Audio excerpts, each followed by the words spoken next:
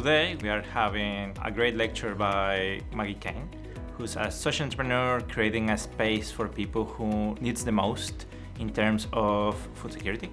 Having these kind of lectures from social entrepreneurs are very, very important because it gives us the insights of what it takes to build your own organization to solve human problems from the ground up.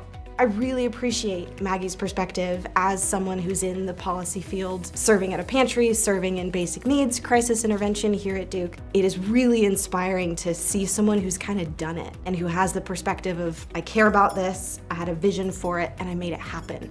We can all be a part of the solution. We can all be a part of creating places or times or moments or memories where people belong and where people feel a part of it. Because we are humans in this space together and we all want to belong. Community now more than anything is really what people need. It's a source of comfort, it's a source of confidence, it's a source of dignity. I think Sanford offers some really cool opportunities to connect people and to connect ideas.